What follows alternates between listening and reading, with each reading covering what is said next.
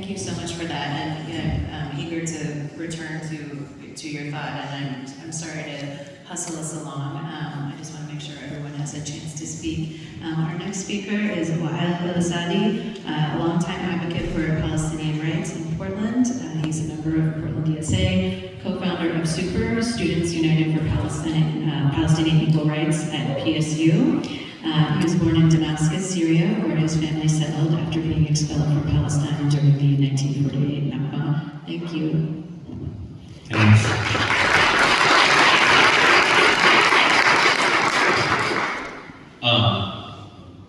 10 minutes is a tough time period to cover something that's in the middle of a very major change and upheaval, as Mazen said. I'm going to jump right into it, therefore.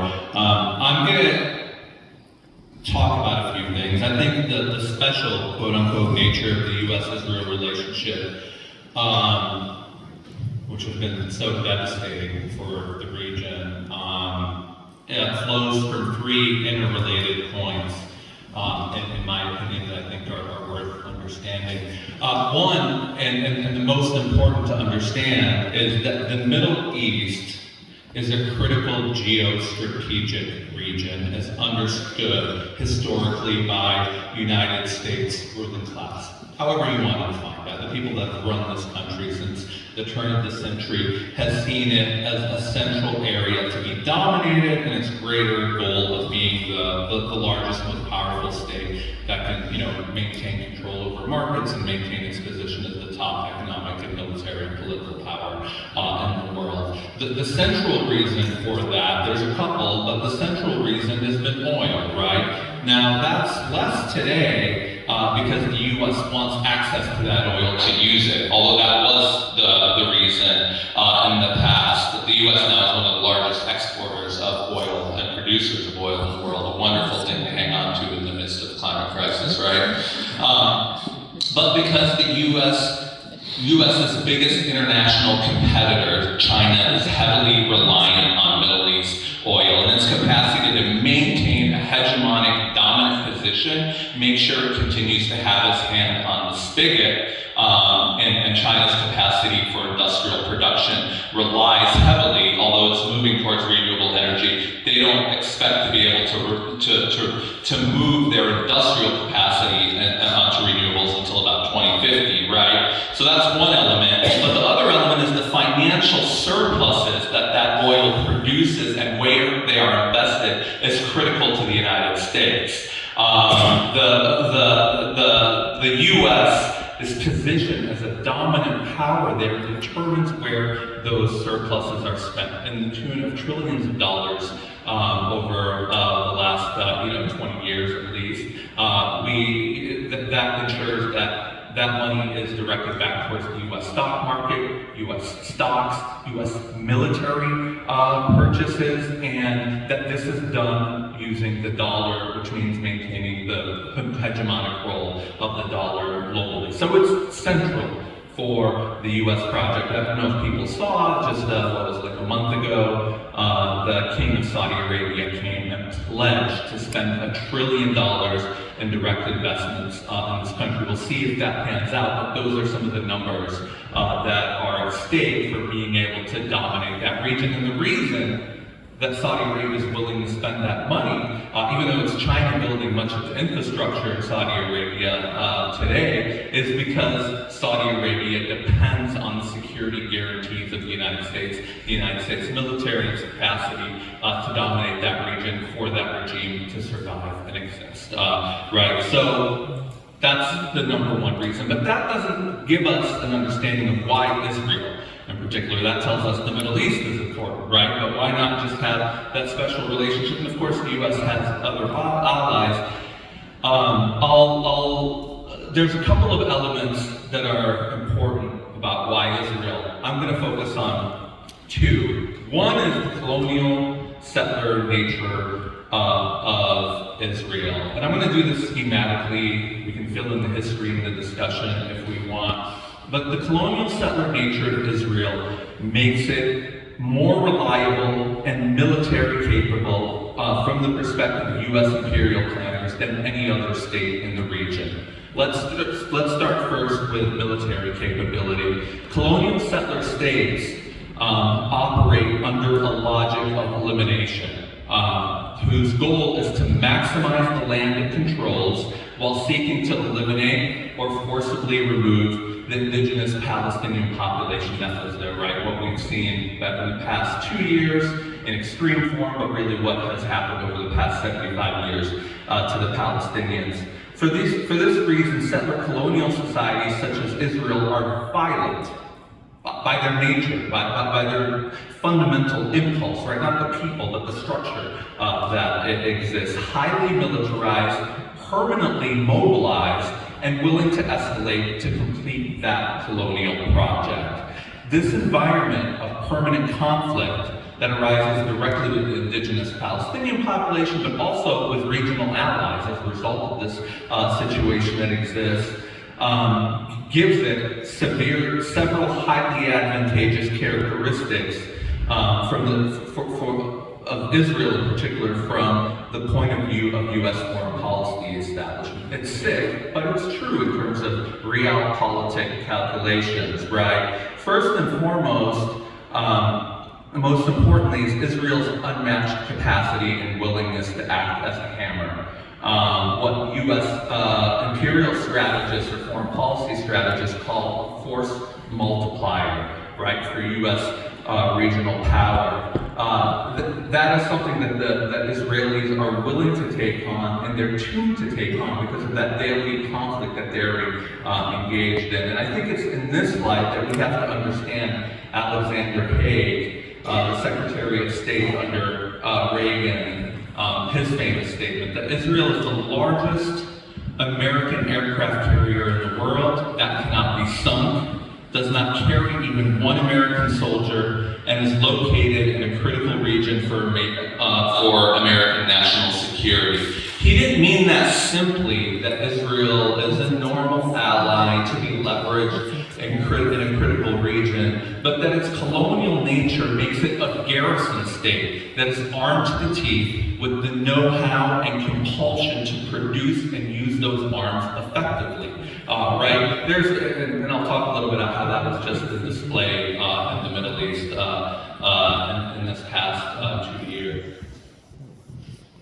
This allows the United States, this capacity of Israel, due to its nature as a colonial settler state and that historic role, to project force, discipline the region, and deter adversaries indirectly. It minimizes the need for large-scale deployments of U.S. troops or sustained American casualties on the ground to accomplish those things.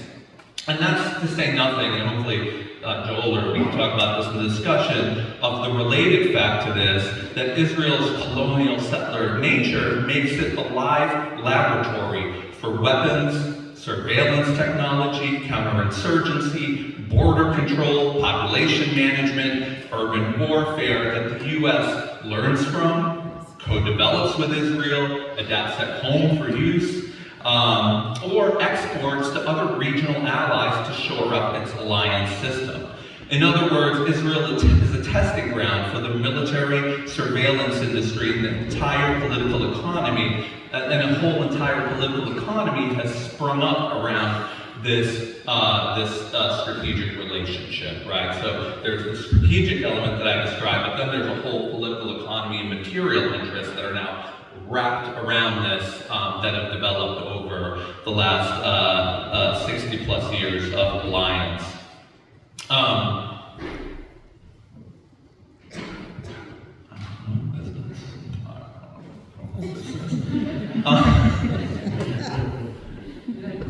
Oh, I got a couple minutes. Wait, a couple minutes? I got a minute and a half right now.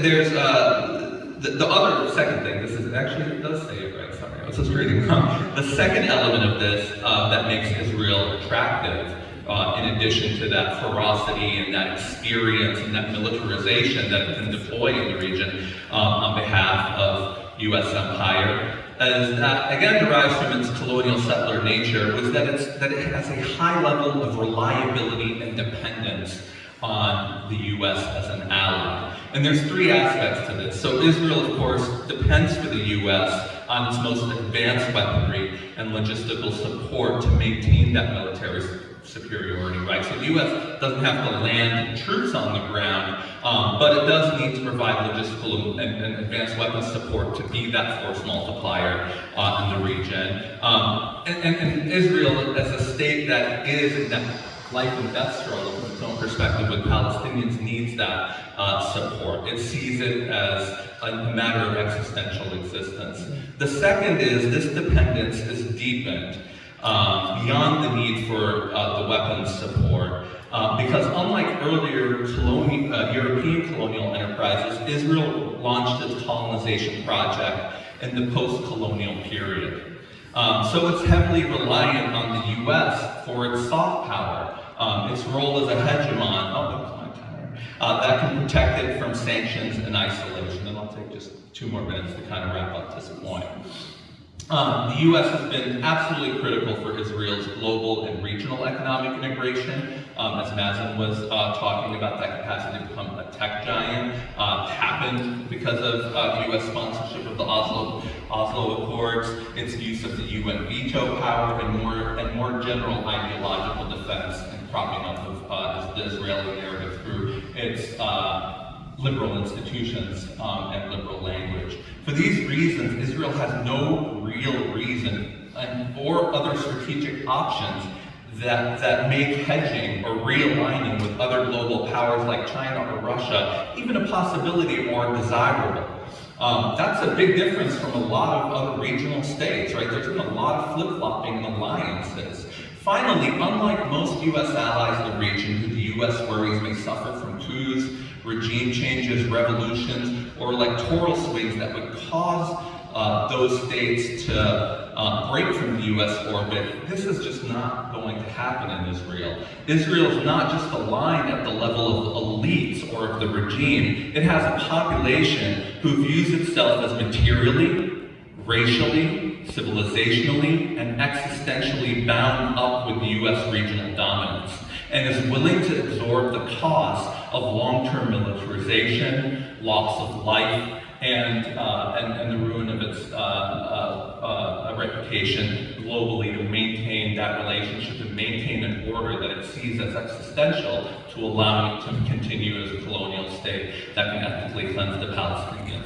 Therefore, the U.S. does not need to manage either Israel's alignment or its capacities, right? It is autonomous in its ability to kill in the region and use weapons in a deadly way because of what it is.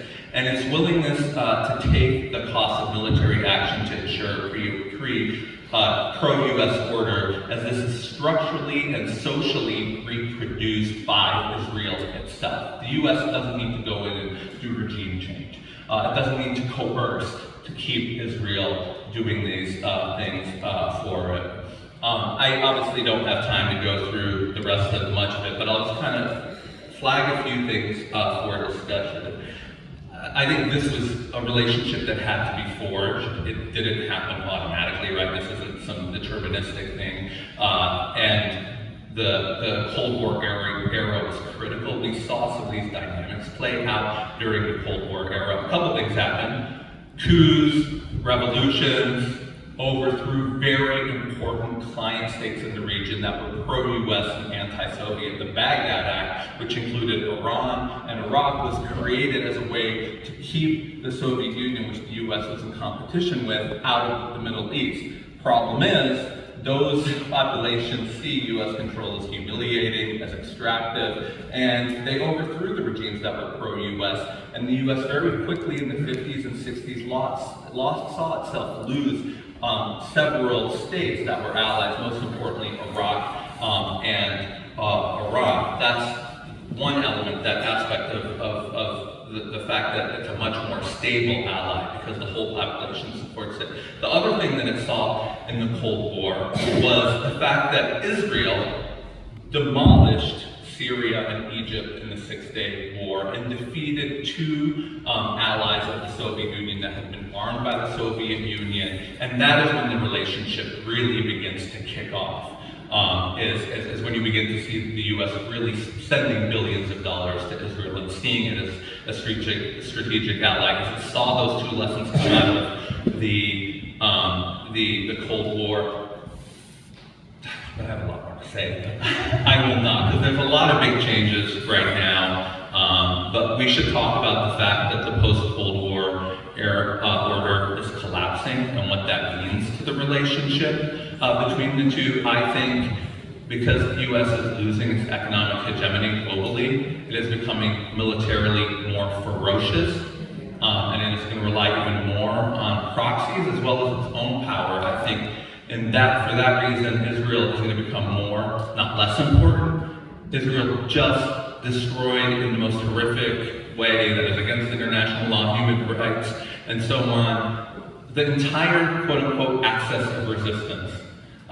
It devastated Hamas in the last 2 years. It took out about 60% of Hezbollah's personnel. It weakened Iran by attacking it and destroying much of its anti-aircraft capabilities. It even attacked Qatar as a wink-wink warning to the Gulf states as to what happens if you want to play both sides of an area. And as a result, also the Syrian regime collapsed because of the weakening of that overall axis of resistance structure. This helped reorganize the entire regional order to the benefit of the United States. Its main competitors have been weakened. We see the Iranian regime now about to fall in large part because of the huge hit it took in its own population's eyes for what has happened over the last couple of years.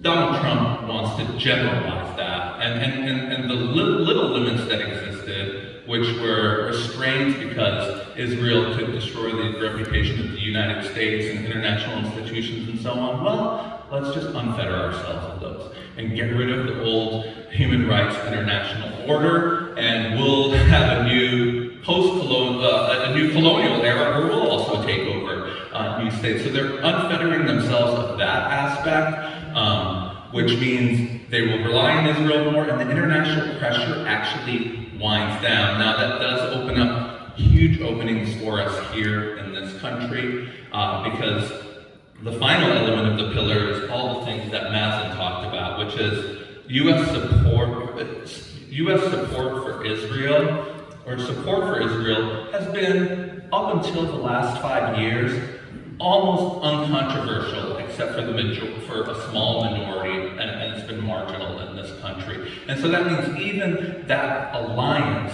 has largely been the United States' capacity to maintain that alliance has been a domestic boom. In fact, it created bipartisanship. It was not a big problem in this country until about 5 years ago, or a little bit more, where we've really seen that support collapse, especially among the left and liberal elements of this society who've begun to see, because of how far Israel has gone, what it really stands for. And I think that's where our biggest opportunity is. I'll stop there, and we can talk some more about that. Thank you. Yeah.